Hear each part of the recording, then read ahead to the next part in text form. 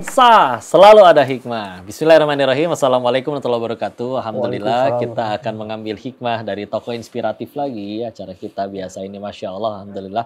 Kali ini namanya adalah Kang Usep Rohmat. Allah berikan beliau kekhususan. Terlahir dengan izin, mohon maaf. Cuman ada satu kaki yang kanan. Kedua tangannya tidak seperti kita, kaki kirinya juga. Tapi ternyata Masya Allah bisa sampai mendirikan panti asuhan, Nurul Ihsan. Udah gitu juga sampai lulus kuliah FISIP di Unpad. Udah gitu, hobinya daki gunung, pemirsa. Masya Allah. Kita akan tanya-tanya langsung kepada beliau ya. Assalamualaikum warahmatullahi wabarakatuh, Kang Usep. Waalaikumsalam warahmatullahi wabarakatuh. Sehat ya, Kang? Sehat. Izin tanya-tanya ya. Iya, siap. Masya Allah. Kang Usep izin mohon maaf. Ini Ya. terlahir berarti dari Allahnya sudah begini ya. Iya. Alhamdulillah. Dari tahun lahir 92. 92. Alhamdulillah. Terus waktu itu gimana Kang Usep? Sampai akhirnya bisa sekarang punya karya, jadi manfaat. Sempat gak ngalamin masa-masa yang mohon maaf, marah ke Allah? Gitu. Dengan kondisinya.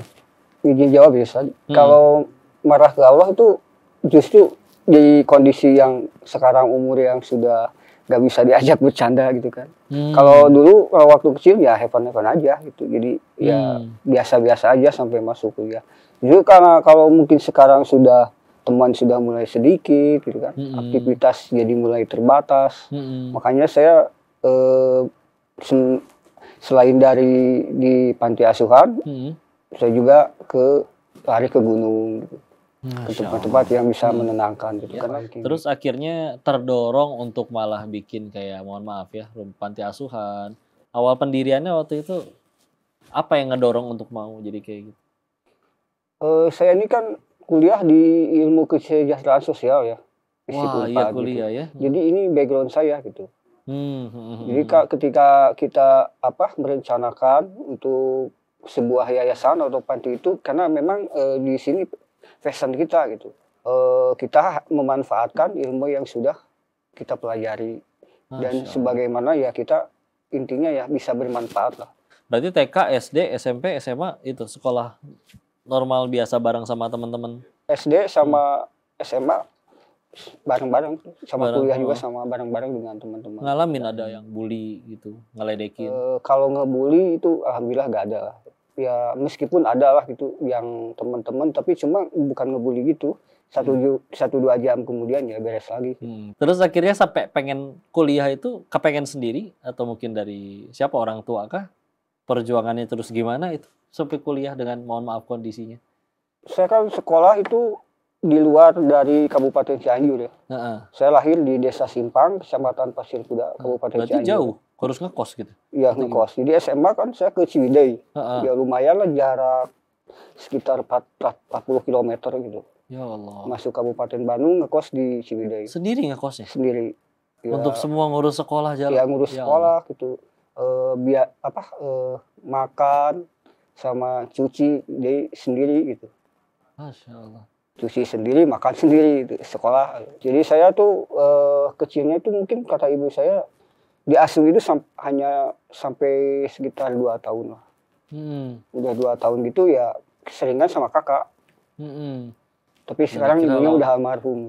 Semoga Allah berkahi beliau ya. Terus akhirnya kuliah lulus tahun waktu itu? Saya kuliah lulus tahun 2017 karena terganggu sama sakit juga sampai koma gitu. Oh, jadi sakit apa? Ya, jadi hepatitis B. Sempet sampai koma? Sampai koma di Rumah Sakit Cianjur Selatan. Dan setelah sembuh lanjut lagi kuliah dan wisuda tahun 2017. Untuk biaya kayak berobat, akan hidup sehari-hari yang mungkin orang kan bisa sambil kerja, sambil apa. Kang Usep gimana? Jadi saya dari semenjak SMA itu udah gak make duit orang tua ya. Udah gak ada kasih jajan gitu, udah kalau bertahan sendiri. Tapi tidak menutup kemungkinan juga saya juga dikasih sama orang tua, tapi sekedarnya. Tapi saya tidak pernah meminta gitu. Ininya gimana nyari nama? Kalau waktu SMA kan ya saya juga dikasih beasiswa juga sama guru-guru gitu, dibantu. Jadi nggak minta ke orang tua.